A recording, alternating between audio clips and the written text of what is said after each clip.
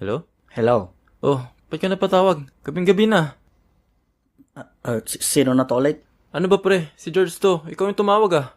Ah, oo nga no. Tulog ka na? Ano bang klaseng tanong yan? May sasabihin ka ba?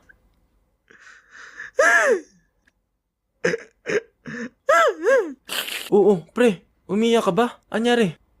Hindi. Lasing ka ba? Hindi. Sigurado ka? Hindi. Pre, kilala kita. Lasing ka. Kilala din kita ah. Ano ba Douglas? Magseryoso ka naman. Seryoso naman ako pre. Pero mas seryoso yung papa niya. Papa niya? Oo nga no. Kumusta pala yun? Hulaan ko. Di ka tinanggap no? Tinanggap ako. Pinakain pa nga ako ng adobo.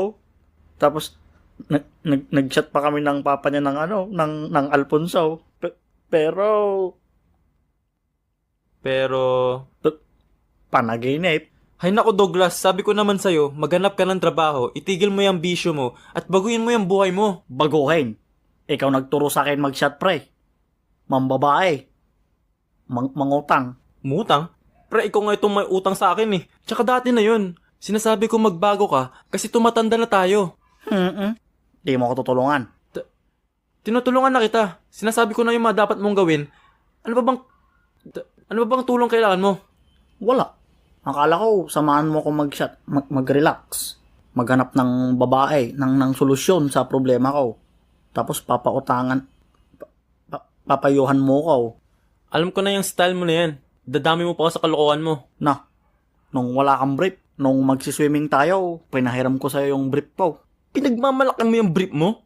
Yung car sa harap tapos Avengers sa likod? Bakit? Baka nga suot-suot mo pa ngayon eh. Anong suot? Di mo pa nga binabalik? Bakit may plano ka pang suotin? O bakit hindi? Ito pre ah. Ano bang mahalaga sa'yo? Lugaw. Di mahalaga ang lugaw. Ah, Ito ah. Pagpipiliin kita, yung bisyo mo o yung babaeng mahal mo?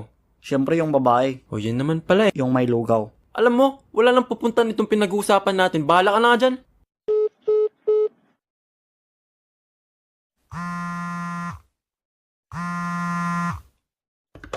Pre, O ano na naman?